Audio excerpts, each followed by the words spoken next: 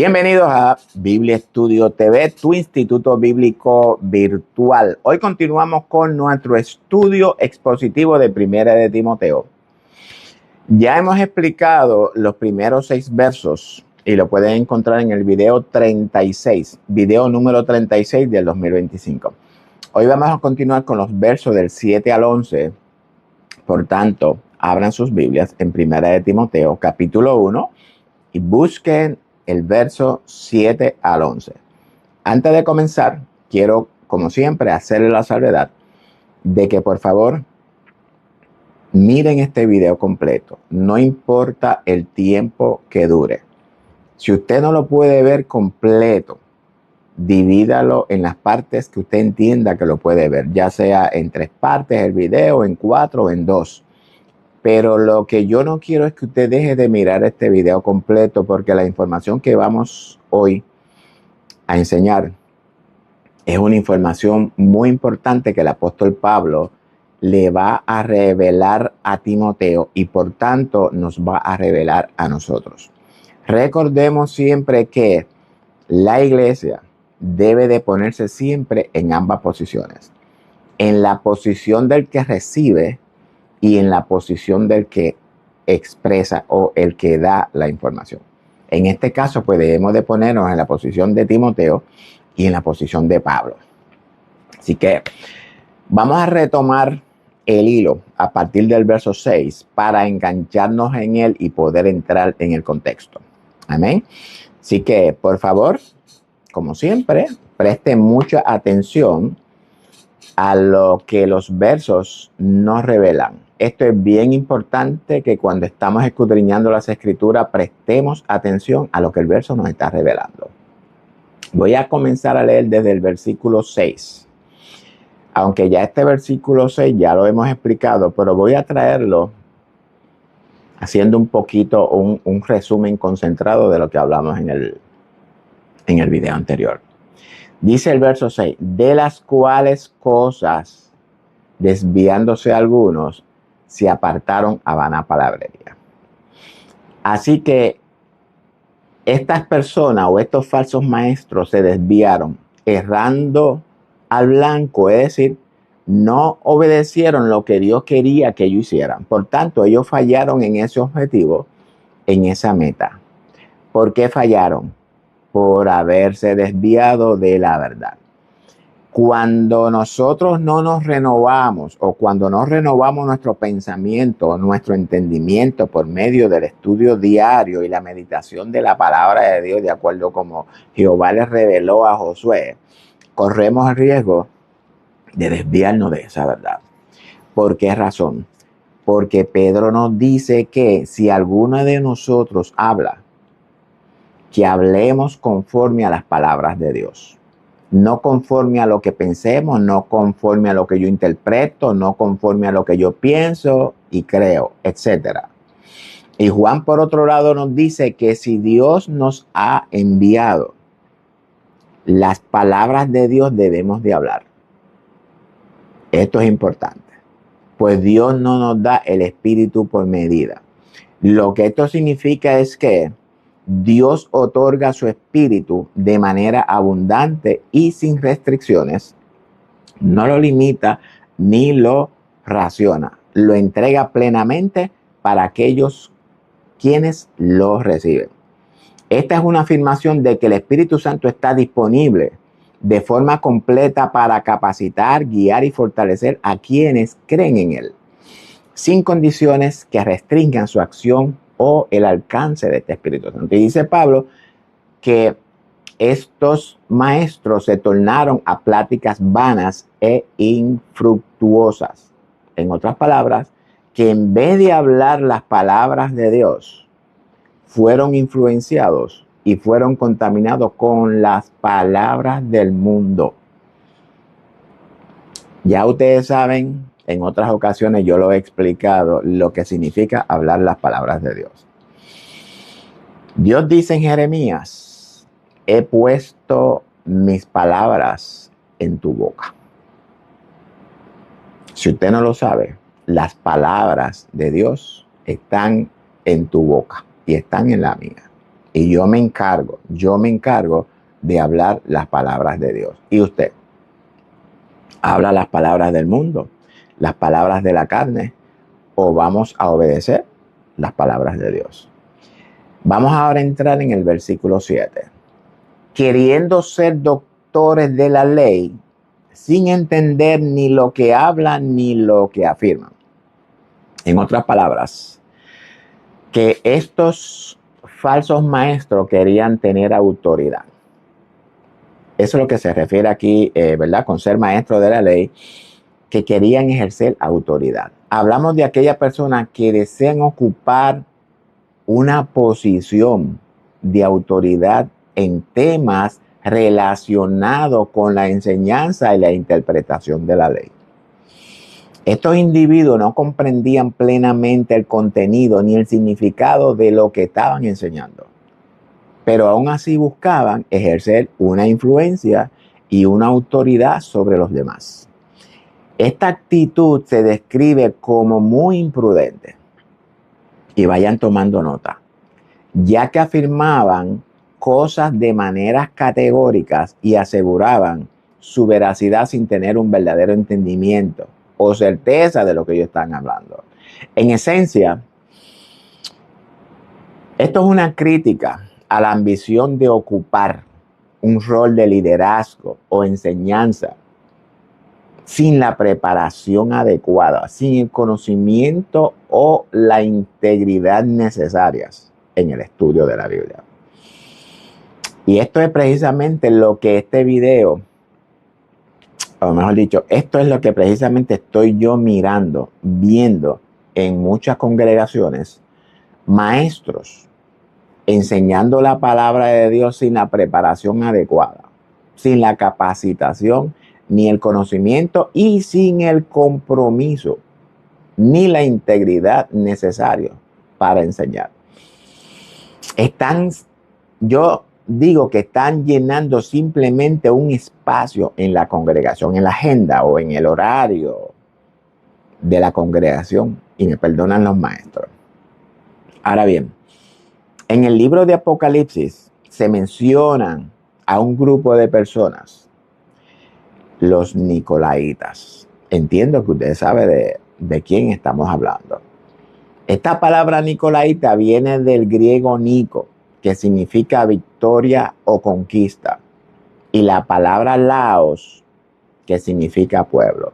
Así que los Nicolaitas eran individuos que querían dominar y conquistar al pueblo. Y de este mismo es de lo que se está hablando aquí. De esos que querían ser maestros de la ley, pero sin entender lo que estaban diciendo y sin ser correctos en lo que ellos aseveraban como incuestionable. Es decir, que ellos afirman cosas de manera categórica, certifican que todo lo que dicen como si fuese verdadero, pero en realidad no están seguros de lo que estaban enseñando. Y siempre estamos viendo que, ¿verdad? En algunas congregaciones, no en todas, hay maestros, pastores y hermanos que hablan sobre algún tema bíblico y podemos darnos cuenta de que no tienen el conocimiento de lo que enseñan. Es decir, podemos darnos cuenta de que no están capacitados. Por ejemplo, cuando le preguntamos acerca de una duda que tengamos, algunos de ellos pueden responder la pregunta, algunos tratan, ¿verdad?, de conseguir una respuesta conforme a lo que ellos mismos entienden o interpretan. En vez de pasar horas estudiando y orando, reflexionando sobre las escrituras, buscando la orientación de Dios, buscando la guía del Espíritu Santo para que nos revele la verdad. Porque la verdad se encuentra en nosotros, no fuera de nosotros, amados. Pero el hombre siempre acude a buscarla fuera de él, a buscarla en otros. Y es ahí donde podemos caer en el desvío de la verdad. Pablo nos dice que esas personas ya sean maestros o quienes sean, no están preparándose, facultándose ni formándose en el conocimiento de la palabra de Dios. No sabiendo ni entendiendo ellos que ese conocimiento es el que va desarrollando la imagen del Hijo en ellos, en nosotros. Mientras más adquirimos conocimiento de la verdad, mientras más conocemos al Padre, el Hijo se va a ir formando cada vez más en usted y en mí. Esto es importante que todos entendamos. Verso 8. Pero sabemos que la ley es buena si uno la usa legítimamente. Dice Pablo que sabemos. ¿A quiénes Pablo se está refiriendo acá? Bueno, a los creyentes verdaderos que están interesados en la verdad de Dios. En esa verdad que nos edifica, nos conforma a la imagen del Hijo. No solamente a nosotros, sino a todos aquellos que decidan conocer al Padre y decidan formar parte del cuerpo de Cristo. Pero nosotros sabemos que la ley es buena si alguna persona la usa legítimamente. Es decir, alguien que quiere usarla lícitamente o legítimamente, que tiene el propósito de que esa ley produzca en él santidad. Esa es la idea de la ley. Pero nosotros sabemos que buena es la ley, y si alguna persona tiene un propósito lícito en ella, que quiera usarla legítimamente. Eso es lo que nos está traduciendo como tal el texto, ¿verdad? En unas expresiones más conocidas, más detalladas. Porque muchas veces los textos, no, la manera en la que está expresada, muchas veces pueden ser confusas para algunos, pero siempre trato de traerlo a la forma más básica y sencilla. Usarla lícitamente es expresar el amor de Dios. El propósito de la Torá de Dios, de las instrucciones de Dios, es poder expresar el amor de Dios que recibimos de Él, amarlo de vuelta a Él y a los demás. Ese es el marco, ese es el objetivo de la ley. Hablamos de un objetivo espiritual. Ese objetivo es el espíritu de la profecía. Es por eso por lo que cuando los judíos desafiaron al Mesías, al preguntarle cuál era el mandamiento principal, la respuesta de Jesús fue la siguiente: amarás al Señor tu Dios con todo tu corazón, alma, mente y fuerza. Y el segundo mandamiento, el cual sabemos que no es el segundo, sin embargo, Jesús lo toma y lo entrelaza con el primer mandamiento, haciendo de esos dos mandamientos un solo mandamiento. Esto es otro punto importante que todos debemos de conocer, principalmente si usted es un maestro y también si usted es un estudiante, si usted es un líder, si usted es un pastor. Todas estas cosas que Pablo está enseñando aquí es para el liderato. Recordemos que es una carta denominada una carta pastoral. Y amarás a tu prójimo como a ti mismo. Y este segundo mandamiento subraya el principio central del amor y la empatía hacia los demás. En otras palabras, que debemos de tratar a las demás personas con la misma dignidad, respeto y cuidado con lo que uno quisiera ser tratado. Este mandamiento no se limita a un acto emocional, amados, sino que implica acciones concretas como la justicia, el perdón, la compasión y el servicio al bienestar de los demás. Recordemos que esto es para los pastores, para los líderes, pero también para usted. Yo espero que estén captando el mensaje que Pablo nos está transmitiendo por esta carta? Es decir, que tengamos el reconocimiento de que todas las personas tienen valor y están conectadas a la misma fuente. Esto es algo que no se enseña en nuestras congregaciones.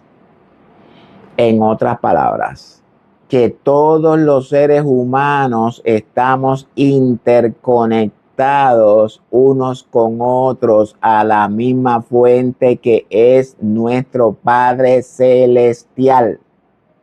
Cada uno de nosotros somos una unidad del cuerpo de Cristo.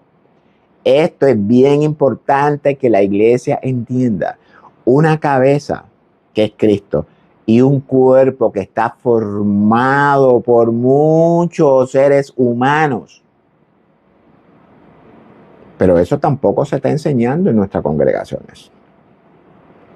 Lo que esto significa es que de igual manera en la que nos preocupamos por nuestras necesidades, bienestar y dignidad, estamos llamados a extender este mismo cuidado y atención hacia quienes nos rodean, sin distinción de origen, creencia, raza, religión, sexo, color o lo que sea, o acciones tampoco. Dios no hace acepción de personas, por tanto, ni usted ni yo podemos hacer acepción de personas. Y si usted es un líder, no importa la posición de liderazgo que usted tenga en su congregación, usted no puede hacer acepción de personas porque contradice la verdad establecida en la palabra. Amar al prójimo es una forma práctica de manifestar el amor de Dios, ya que todas las personas son creaciones divinas, amado. ¿O usted cree que solamente nosotros fuimos una creación divina? Todos los seres humanos, por más malos que usted piense que son, por más tumbados que usted lo vea con una nota, con una adicción a droga que se están perdiendo, la imagen de Dios está en ellos. Y fueron conformados a la semejanza de Dios. ¿Qué usted va a hacer como líder en esta casa? ¿Qué usted va a hacer con esas personas que están en las calles? Que muchas veces he visto líderes que pasan y voltean la cara. Están como la parábola del buen samaritano. Los líderes pasan, no se enteran de lo que están viendo o no quieren enterarse. Así, este principio une el plan espiritual con el humano, entrelazando la devoción hacia Dios con el servicio y la bondad hacia los demás, amados.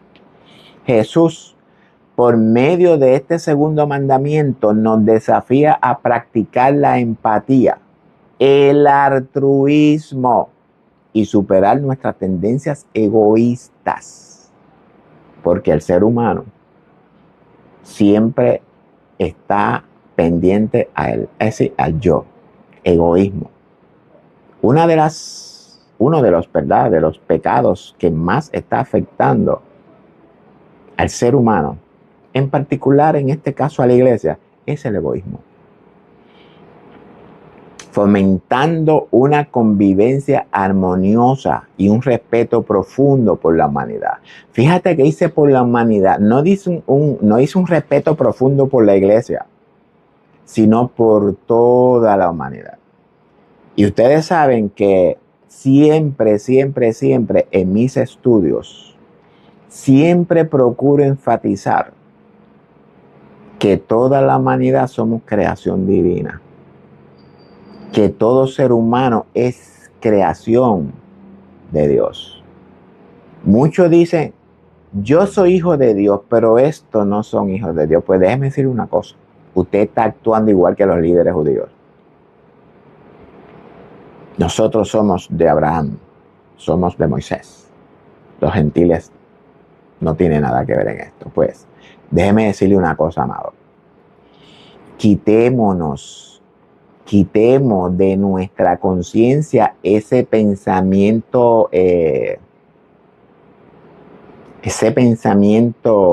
del liderato judío. No encuentro la palabra correcta, de la religiosidad. Vamos a quitarnos de la mente esa religiosidad. Cristo no vino a formar una religión, siempre se lo tengo que decir. Cristo vino a transformar los corazones de los hombres, a reconciliarnos, primeramente con nuestro Padre y después con el prójimo. Porque sin esa reconciliación no hay nada que lo pueda usted llevar a la vida eterna. Es en esencia una guía para vivir en comunidad y construir relaciones basadas en el amor y la mutua comprensión. Esto es una realidad en su vida. Esta pregunta yo se la hago a ustedes, pero yo también me la he hecho.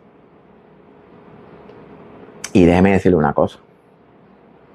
No he podido contestar la pregunta correctamente, por lo menos antes no la pude contestar correctamente, pero ahora sí estoy aprendiendo a contestarla correctamente. Yo siempre le he dicho que todo esto que yo hago es por el amor que siento por todos ustedes. Aunque ustedes no me conozcan, que yo no lo llamen, que yo no lo visite, aunque ustedes no tengan ninguna relación amistosa, ni familiar, ni de nada conmigo, quiero decirle que yo le amo. Dios le ama. Nosotros le amamos. Aunque usted no sea cristiano, aunque usted no sea creyente, no importa si usted es adventista, no importa si usted es testigo de Jehová, no importa si usted es bautista, no importa si usted es judío, no importa si usted practica el judaísmo, no importa si usted practica el islamismo, no importa, porque el Señor nos envía a amarnos los unos a los otros. Yo no sé si ustedes se han dado cuenta que la problemática que está ocurriendo en el mundo ahora mismo es la falta de amor. Y este amor que nos revela la ley no se está enseñando en nuestras congregaciones y mucho menos manifestándola.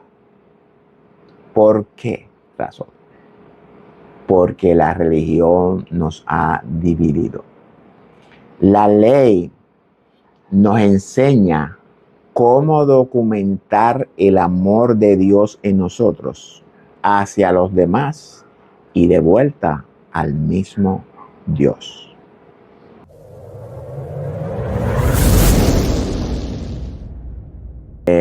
Verso 9.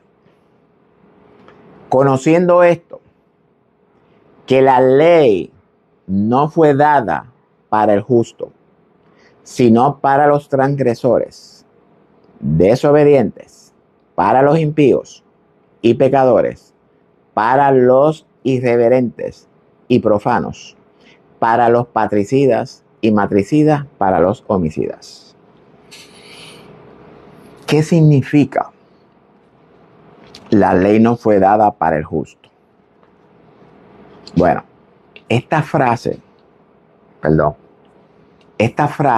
la ley no fue dada para el justo, significa que las instrucciones y mandamientos establecidos por Dios, según la perspectiva bíblica, no fueron diseñados con el propósito de regular la vida de quienes ya han sido justos. Y la pregunta ahora es, ¿quién es el que ha sido justo? ¿Quién es el justo? Porque la Biblia dice que no hay justo, ni aun uno. Entonces, ¿se contradecirá la Escritura? No, en ninguna manera. Vamos a definir lo que es el justo. El justo es aquella persona que ha sido justificada por medio de la fe en Jesús. Ha nacido de nuevo y sus pensamientos han sido reconciliados, y esto es bien importante que lo entendamos, reconciliado con los pensamientos de su Padre Celestial. Aclaro, también deben de ser reconciliados con sus padres, si usted lo tiene. Deben de ser reconciliados con el ser humano. Debe de hacer una reconciliación con todos los seres humanos. Estas personas justas tienen una relación transformada o están en armonía con la ley, porque su nueva naturaleza, porque hemos adquirido una nueva naturaleza alineada con la del Padre, los lleva a cumplirla naturalmente como expresión de amor y obediencia al Padre Celestial. Ahora bien, Pablo dice que para los justos por la fe en Jesús, la sentencia de condenación de la ley no actúa, no aplica para los que hemos sido justificados por la fe en la obra redentora de Jesús, sino que el cumplimiento de esa ley por el Mesías Jesús nos libra de esa condenación, confirmando en nosotros el carácter y la conducta de este Mesías. Recordemos que el Mesías se está formando en usted y en mí. Y aunque yo sé que esto no se enseña en nuestras congregaciones, es importante que todos entendamos esto. Por tanto, las maldiciones o castigos por no cumplirla no recaen sobre nosotros. Esto es gracias a la justificación obtenida a través de Jesús, nuestro Mesías. Sin embargo, dicha justificación no implica la eliminación de la ley, sino que implica su comprensión espiritual y cumplimiento desde una perspectiva renovada. No quiere decir que la ley está abrogada. Pablo nos dice que esa ley, la Torá, las instrucciones de Dios para toda la humanidad, no fue dada o no fue puesta para el que ha sido justificado por medio de la fe en Jesús. Ese es un justo. Somos justos porque hemos recibido el don de la justicia de Dios. Esa es una persona justa. Usted ha recibido el don de la justicia de Dios. ¿Vive usted conforme a esa justicia? Porque no es que usted me diga a mí que usted es justo, porque Cristo lo justificó. ¿Vive usted conforme a ese don? La iglesia tiene que cumplir con la ley de Dios, la misma establecida en el Antiguo Testamento. Jesús dice que si le amamos, que guardemos o pongamos en práctica sus mandamientos o su ley. De que vemos que no está abrogada, no está eliminada. Tenemos ahora una perspectiva diferente en la que la vamos a obedecer. Estos dos términos se usan indistintamente. Mandamiento y ley, es lo mismo. Ahora bien, la guardamos con la diferencia de que ahora no estamos o no necesitamos las obras de la ley, por cuanto esas obras eran tipología del Mesías, las cuales fueron cumplidas con su muerte. Y resucitamos ahora a una nueva comprensión, a una nueva perspectiva, bajo la perspectiva de Dios, bajo la perspectiva divina. La ley de Dios sigue vigente en todos sus aspectos, con la diferencia de que ahora la iglesia que ha sido redimida, cumple la ley de Dios espiritualmente. Es decir, la cumple en el corazón. Y cuando hablamos del corazón, amado, hablamos de nuestra mente, de nuestro hombre interior, de nuestra conciencia, como nos explica Pablo en Romanos 7. Estamos hablando de una conducta agradable delante de Dios y también de los hombres. Una conducta totalmente diferente a la que teníamos antes de ser justificados por Jesús. Hay un cambio, hay una nueva novedad de vida, hay un nuevo nacimiento. Las cosas viejas pasaron, ahora todas son hechas nuevas, amados. Vamos a darle ahí un segundito en lo que la revolución del motor del vecino baja un poquito. Y esa ley la cumplimos por medio del gran mandamiento que resume a toda la ley, y ese gran mandamiento es el amor. Estamos claros. Ahora bien,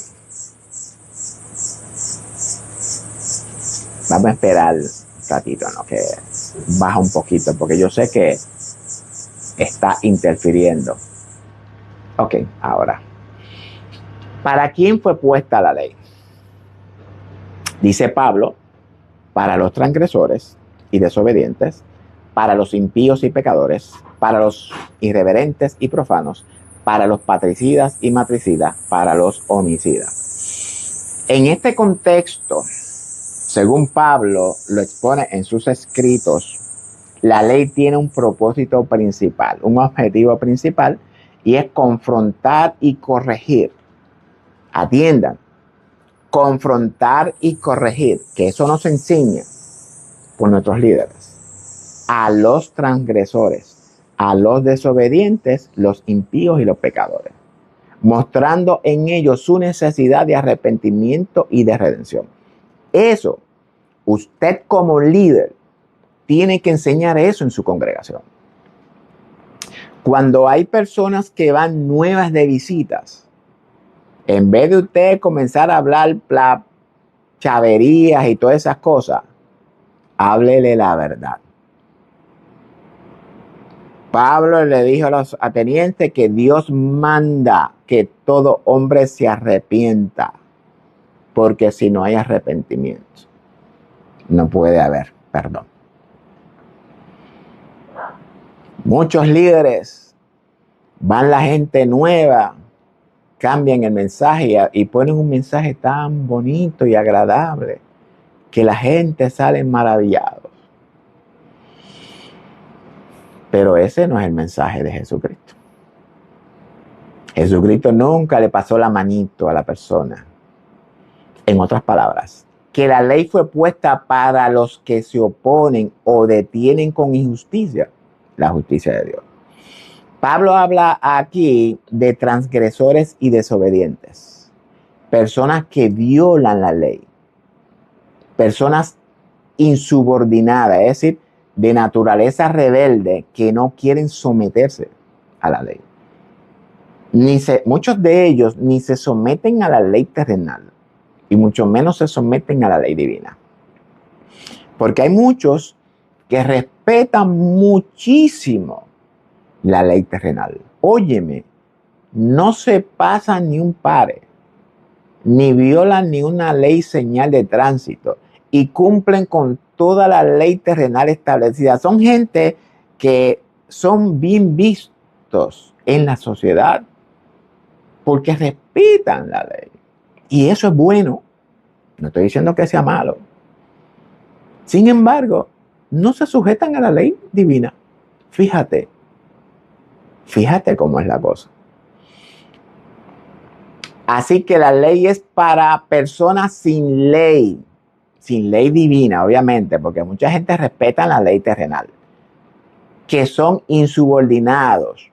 los impíos pecadores, los que son impíos y profanos, asesinos de padres y asesinos de madre, y los que asesinan a otra persona son homicidas. Estos están bajo la maldición, bajo el castigo, bajo la ira de Dios. Pablo dice que estas personas acumulan ira dentro de ellos mismos por tener un corazón duro, de piedra, no arrepentido, y guardan y atesoran esa ira para el día de la ira de Dios. No es que Dios, el objetivo es castigarnos. Dios no quiere el castigo para ningún hombre. Es que el mismo hombre siembra injusticia en el corazón. Por tanto, si siembra injusticia, ¿qué usted cree que va a cosechar? Tiene que cosechar la ira, tiene que cosechar el castigo. Y fíjense en algo. ¿Por qué Pablo trae a estos desobedientes, impíos y asesinos a este contexto? ¿Sabe usted por qué? Porque cuando nos centramos en nosotros mismos, queriendo usar la ley de Dios, por ejemplo, exaltándonos a nosotros mismos, cuando yo quiero autoridad, cuando yo quiero reconocimiento, yo quiero dominar a los demás, cuando tenemos esa mentalidad, nos estamos poniendo en contra de nosotros mismos. Nos estamos poniendo en una posición en la que estamos a un solo paso de asesinar a alguien. Ya sabemos lo que enseñó el Mesías. Si tienes malicia en el corazón hacia alguien y si odias a esa persona espiritualmente hablando, te conviertes en un asesino. Esto es una advertencia de que este tipo de comportamiento cumple con la condición espiritual de asesinato. Pablo aquí compara a estos falsos maestros o a estas personas que enseñan falsedades. No importa si usted es maestro, si usted es un líder, lo que usted sea. Si usted se desvía de la verdad, usted es un maestro, porque usted está enseñando. No quiere decir que usted tenga un título de maestro, porque nosotros todos somos maestros en algún momento de nuestra vida. Pablo compara a los falsos maestros con estos asesinos. Es por esta razón que debemos de conocer la palabra de Dios. Déjeme decirlo de esta manera. Asesinamos a nuestros padres, a nuestras madres, muchas veces también a nuestros hijos. También asesinamos al prójimo. ¿Sabe usted por qué lo hacemos? Por dos razones básicas. La primera es por ignorancia, por desconocimiento de la verdad. Y segundo, al no conocer la verdad, lo que le enseñamos es falso. Nos convertimos en asesinos espirituales. Pablo aquí no se está refiriendo al que mata literalmente o al que asesina a su mamá y a su papá y a su prójimo y a sus hijos. No, aunque sí se puede considerar, porque muchos lo hacen. Esto no es nada nuevo. Pero el contexto de esta carta es espiritual. Tenemos que entenderlo de esa manera. Sin conocimiento de Dios, no hay fe. Muchas personas que, por desgracia, ¿verdad?, que han cometido, asesinato, literalmente hablando, después del hecho se asombran ante su propia conducta, no pueden creer lo que han hecho. ¿Por qué? Porque siguieron una trayectoria que los fue alejando poco a poco del amor. Usted no puede asesinar a alguien que usted ama. Muchos dicen, la maté porque la amaba. Olvídese de eso, eso es mentira. Un camino equivocado. Se olvidaron de que fueron creados para ser de bendición para los demás, para el prójimo. Se alejaron de esa verdad. Cristo vino a despertar esa verdad en nosotros. a recordarnos quiénes en realidad somos, porque se nos ha olvidado quiénes somos. Estamos metidos en un sueño que hemos olvidado nuestra originalidad, quiénes fuimos creados en el principio, quiénes en realidad es el verdadero hombre que se oculta detrás de esta máscara, de este personaje, de este Caín, que es el que está viviendo la vida por nosotros. Somos el Hijo. Para este tipo de persona es que fue puesta o dada la ley, no para lo que hemos sido redimidos de entre los moradores de la tierra, porque ya lo que hemos sido redimidos, si es que usted ha sido redimido verdaderamente, si usted entiende y si usted reconoce que usted es el Hijo, entonces usted está en la verdad. Para esos no fue hecha la ley. ¿Ok? Porque antes de nuestra redención, nosotros estábamos bajo esa misma ley. Entonces, vamos al próximo texto. Entonces, ¿para quiénes más fue puesta la ley? Vamos ahora al verso 10, porque la lista todavía no ha terminado. Para los fornicarios, para los sodomitas, para los secuestradores, para los mentirosos y perjuros, y para cuantos se oponen a la sana doctrina o la sana enseñanza. Fíjense las consecuencias que produce el no tener el conocimiento de la verdad de Dios.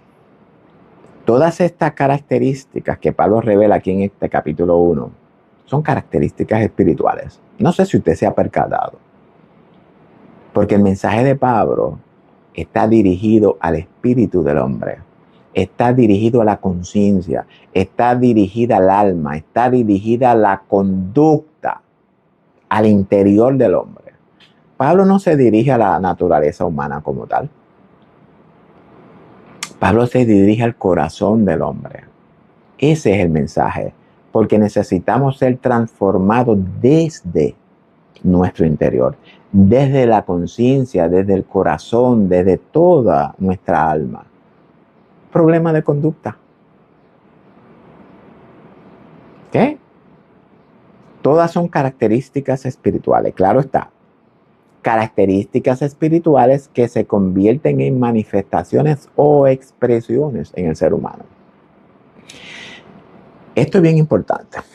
Pablo habla aquí de la fornicación.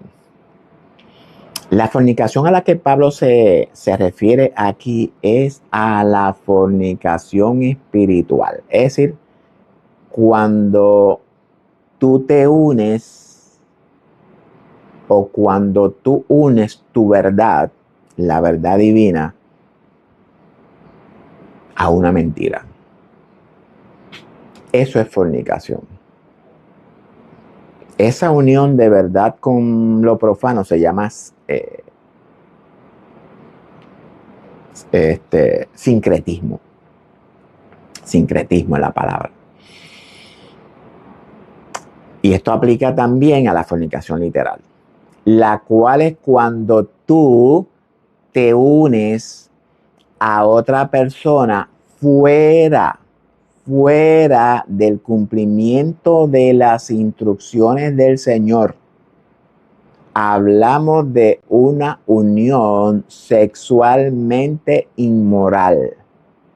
Pornos es que se llama en griego. Y ese pornos es el origen de lo que es la traducción que conocemos como fornicación. Y todos sabemos que de este término griego es que viene la palabra pornografía.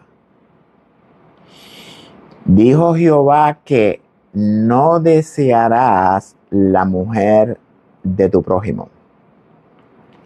¿Sabe usted lo que significa esto?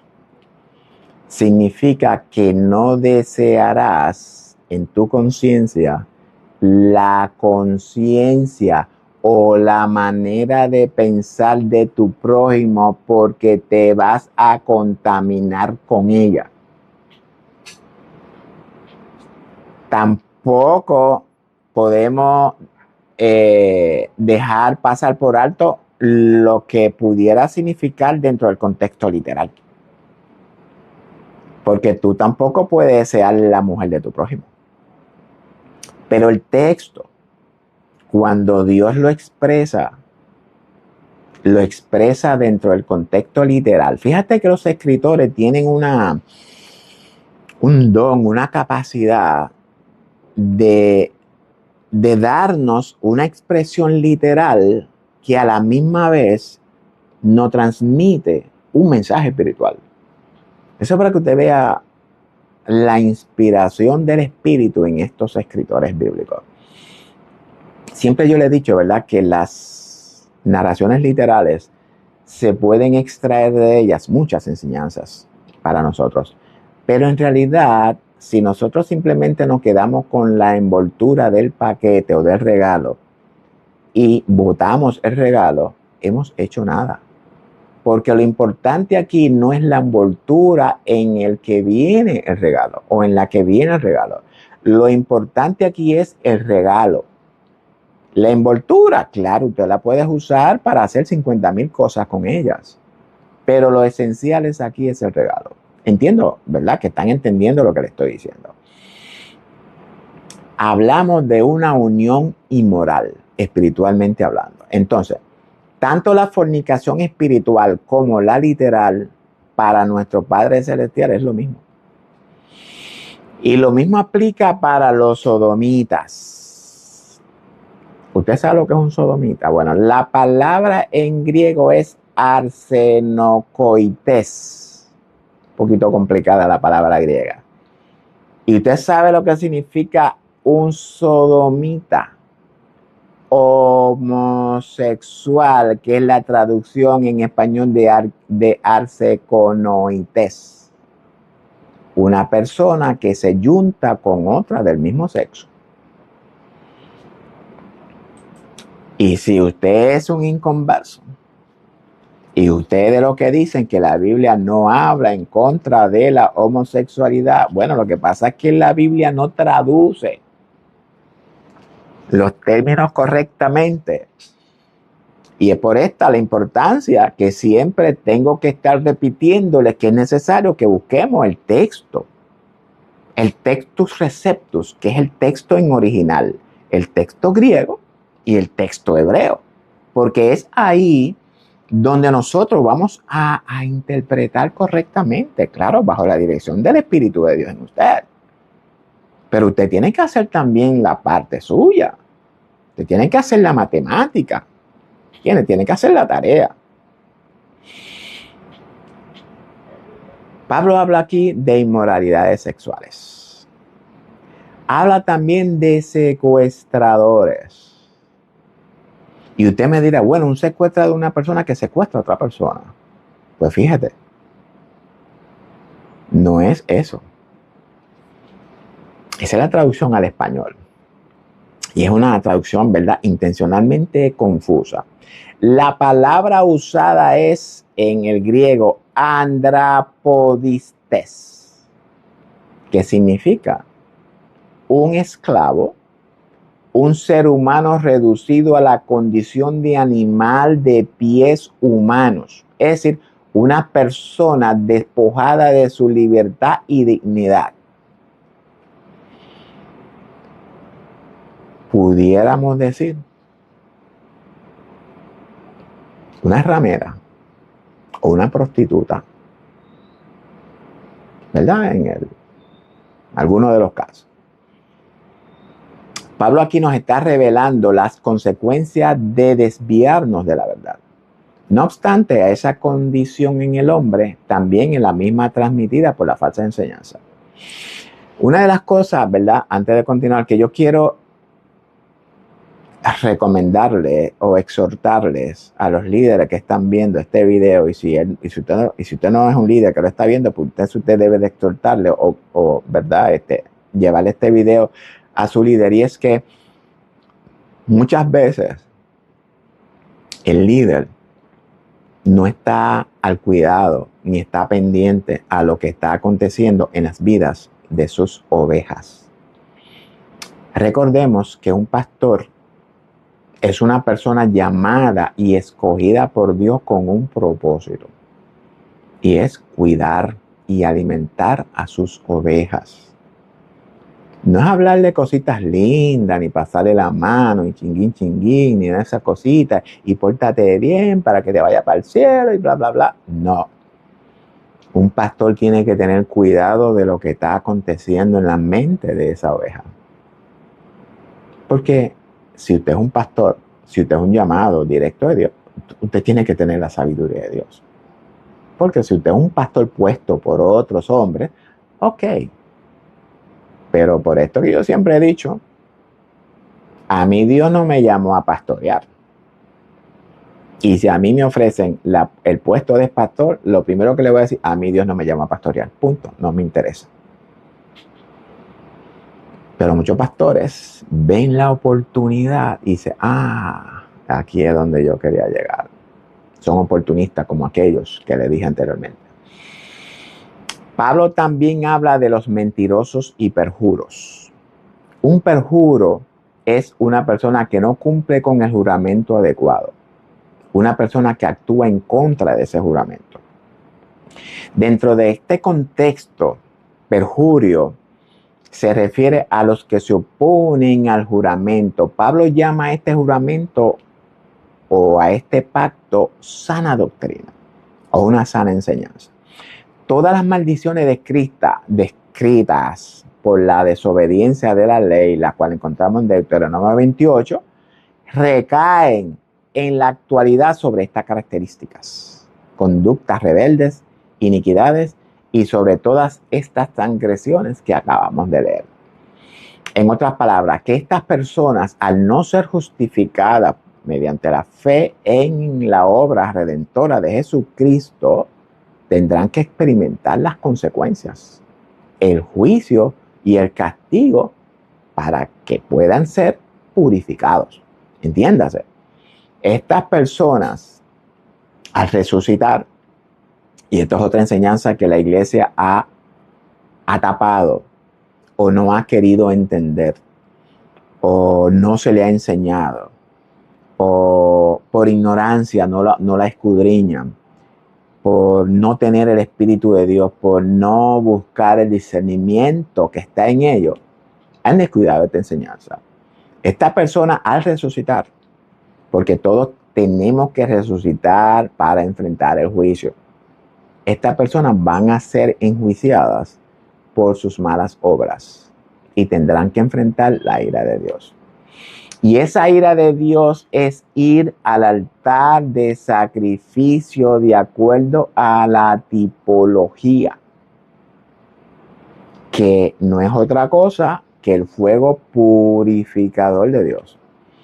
Y tendrán que ofrecer su cuerpo en sacrificio vivo, literalmente hablando, en cuerpo físico, en vivo a todo color, porque ya no van a haber corderitos a su favor, para que por medio de ese sacrificio, y es aquí donde la iglesia nunca ha podido entender, porque se nos ha moldeado, se nos ha programado la mente con religión, nunca la iglesia ha podido discernir esta verdad que está tan explícita en la palabra, pero nos han bloqueado, nos han limitado la conciencia, la mente, es decir, que nos han encerrado en una burbuja, nos han encerrado en una zona de confort que no podemos mirar más allá.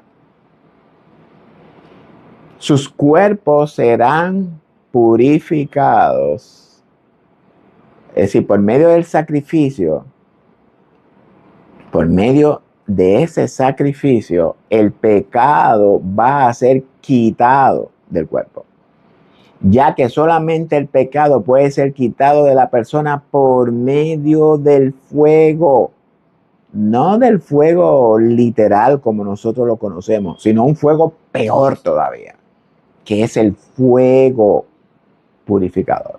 Sus cuerpos serán purificados y de esta manera sus pecados sean perdonados y este sacrificio sea recibido con olor grato ante Jehová y pueda ser entonces restaurado de nuevo como en el origen. Sí, los pecadores. ¿Por qué usted cree que se está predicando el evangelio? El evangelio es para que el mundo no entre en este juicio, en esta ira, porque todos somos dignos de la ira. Nosotros somos librados de la ira porque hemos creído en la obra de Jesús, que fue el que asumió el castigo y la ira por usted y por mí. Porque si Jesús no lo hubiese hecho, todos hubiésemos tenido que ir al mismo sacrificio. Yo no entiendo cuál es lo dificultuoso de esto entenderlo. Esas personas son justificadas para vida, según Romanos 5:18. Con la diferencia de que estas personas pierden el reino, la eternidad, la vida eterna, que será manifestada en nosotros, los justos, cuando Cristo se ha manifestado, cuando seamos glorificados unos en otros.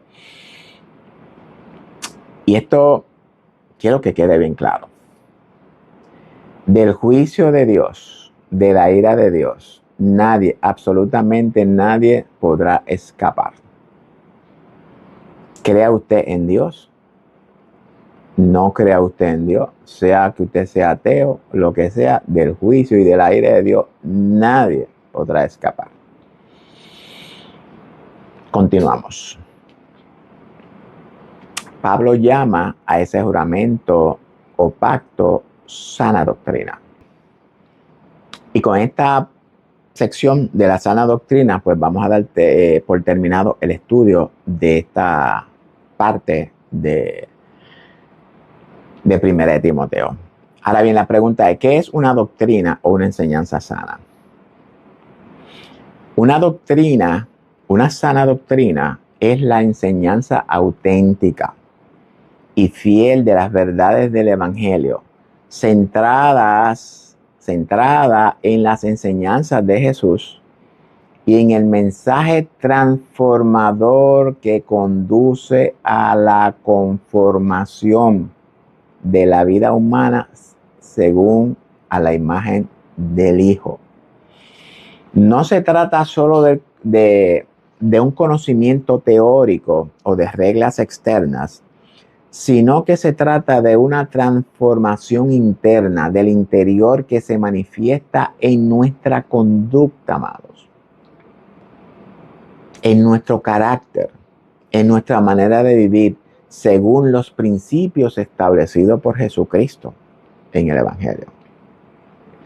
Esta doctrina sana no se distorsiona con interpretaciones falsas, ni se adapta para complacer intereses personales o ideologías pasajeras. Más bien permanece anclada en la verdad revelada por Dios y transmitida a través de toda la Escritura.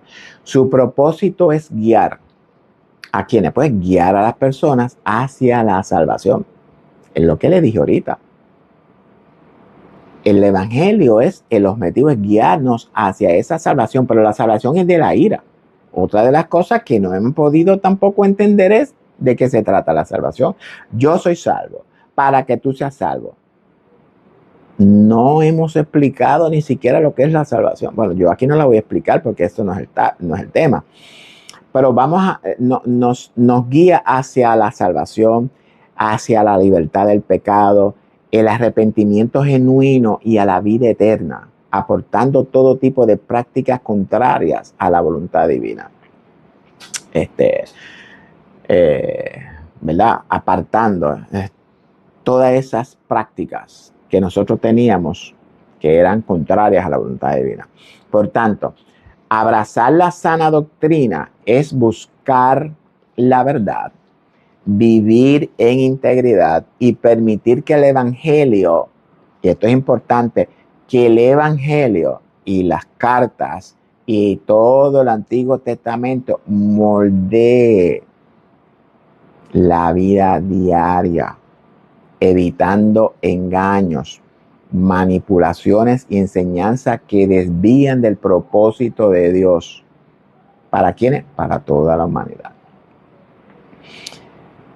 Si usted no entiende esto, mi sugerencia es que repita esta parte hasta que la integre en su corazón. Entonces, este tipo de personas es lo que Pablo habla.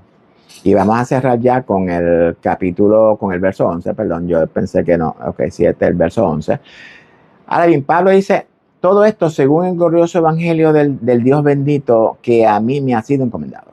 Y aquí tenemos que hacer un alto.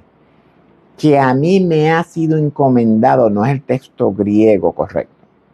El textus receptus dice, y presten atención, y es por esto que siempre tengo que llevarlos a buscar la escritura original. Por medio del cual yo he sido persuadido, convencido por medio de la fe.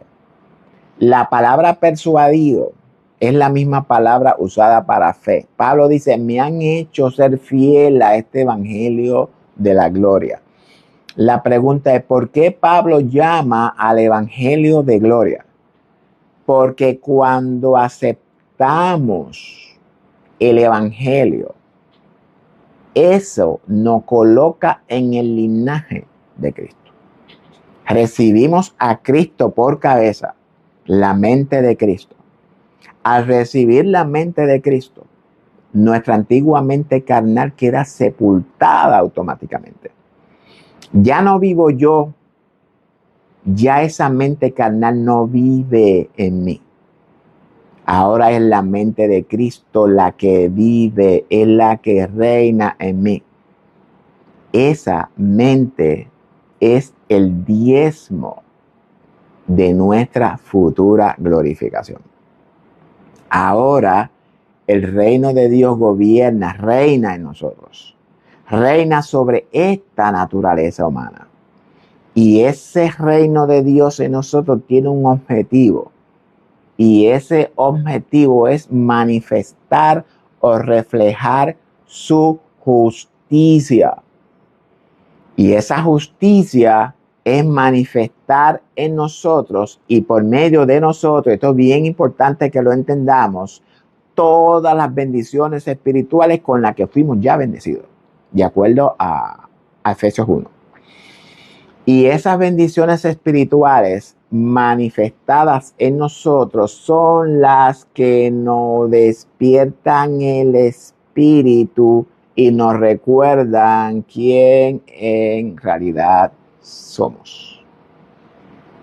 Somos el Hijo. Y ese conocimiento es el que nos coloca en una posición donde podamos ser de instrumento a través de nuestra conducta, no solo por recibir el evangelio, sino que cuando maduramos en el evangelio, es decir, que ya ahora somos salvos, pasamos a estar entonces regenerados. Eso es crecimiento, madurar, conocer. Ese es un proceso. Y al convertirnos en nueva criatura en el proceso, y no se trata meramente de convertirnos en una nueva criatura, sino que demostremos ese nuevo nacimiento por el hecho de que ser una nueva criatura es una distinción y es un privilegio eterno. Cuando somos salvos, el Espíritu de Dios, que es la misma mente de Cristo, viene a morar en nuestro corazón por fe. Esto es bien importante. Viene a morar en nuestro corazón por fe y nos convertimos en nueva criatura. Y eso acontece automáticamente, instantáneamente. Ese reposo del Espíritu de Dios en nosotros o sobre nosotros es lo que nos une a nuestro Padre. Esa unión es la que nos hace uno con el Padre. Eso es la gloria de Dios en nosotros y nosotros en ella. Sin embargo, el proceso de vivir en ese nuevo nacimiento, de demostrar esa regeneración en nosotros, ese es un proceso que vamos a manifestar. Nos va a ayudar a crecer y madurar y seremos instrumentos para la gloria de Dios. Y lo que Pablo dice es que por medio del conocimiento de este evangelio de gloria es que yo he sido persuadido. El conocimiento de Dios es el que nos despierta, nos ilumina el corazón, la mente, la conciencia. El conocimiento de la verdad es el que nos hace libres. Si usted no conoce a Dios como Él quiere ser conocido, usted no puede ser libre. Porque por ahí se jacta mucho, yo soy libre en Cristo. Y siguen esclavizados. La naturaleza humana sigue dominándolo, siguen esclavizados. Pero ellos creen que son libres. Y viven actuando conforme a lo que su naturaleza pecaminosa le dice. Bueno, el conocimiento de Dios es el que nos revela al Hijo en nosotros. Sin el conocimiento de nuestro único y verdadero Padre en nosotros y sin el conocimiento del Hijo en nosotros, no tenemos la vida eterna. Eso lo dice Juan 5:3. Cuando nos desenfocamos de la verdad, cuando nos desviamos de la verdad, es cuando nos volcamos hacia nosotros mismos. Cuando nos enfocamos en mitos y leyendas. Cuando discutimos sobre cosas que no son bíblicas. Cuando ponemos el énfasis en eso, se revelará en nosotros todos estos tipos de conductas, las cuales son contrarias a la ley de Dios. Es para esta conducta que existe la ley. Y con eso sí vamos a cerrar ahora el estudio de hoy. Vamos a ver muchas cosas que hoy están siendo violadas en muchas congregaciones locales, que están siendo ignoradas, cosas que la gente no es consciente, cosas que no consideran importantes en muchas congregaciones. Y, ¿verdad? Y muchas veces cuando decimos que esas cosas no son importantes, es decir, muchos dicen, bueno, yo no voy a lidiar con estas cosas, no voy a obligar a cumplir estas cosas, no voy a exigir que estas cosas se cumplan o que se respeten. Y si usted es un liderato y usted está actuando de esta manera, lo que estamos haciendo es cederle el mando a la carne, al personaje. Ya vimos la inmoralidad sexual, eso que es impuro, que es profano, eso que ocurre cuando uno comete perjurio, que uno no habla con la verdad ni se compromete con la verdad, esos que fallan en blanco y se desvían. Usted como líder, como pastor, usted tiene que estar pendiente de todo eso. Recordemos que Timoteo era un líder, Timoteo era un pastor, y no un pastor viejo, era un pastor joven. Y Pablo lo está moldeando para que se prepare. Bueno, esta carta también es para usted, es para mí.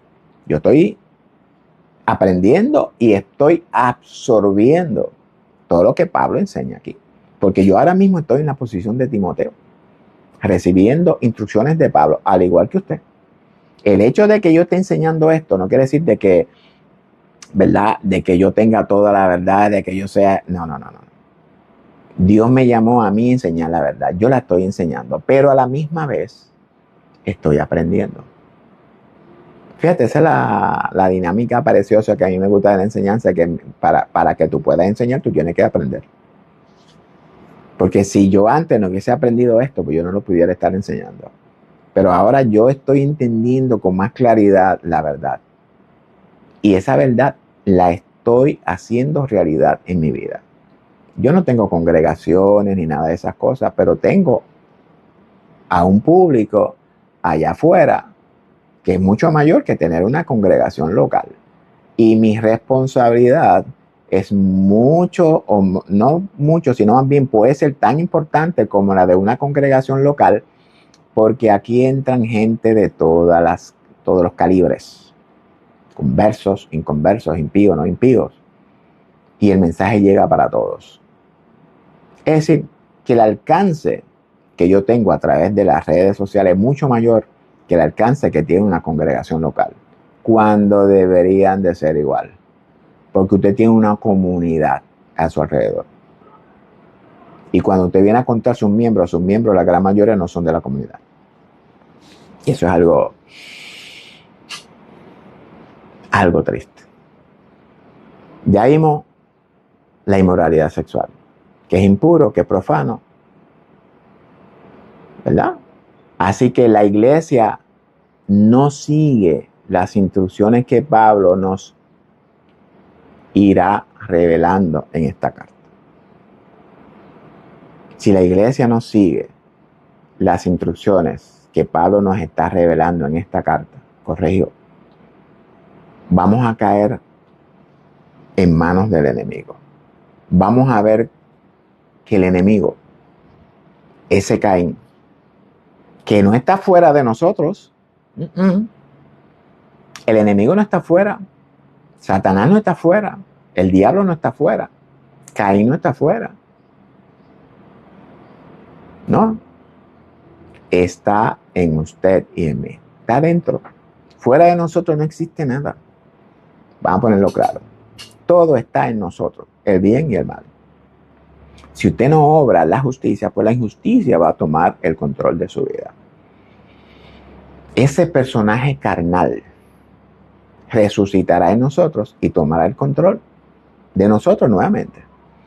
No porque él tenga el poder para hacerlo, sino que ese poder es otorgado por nosotros mismos al momento en el que decidimos poner nuestra mirada en otra cosa externa a nosotros y no ponerla en el interior de nosotros, donde habita el reino de Dios y su justicia. Por tanto, si permitimos eso en nuestra vida, estaremos convirtiendo nuestra congregación local, cualquiera que sea, de cualquier denominación que usted pertenezca,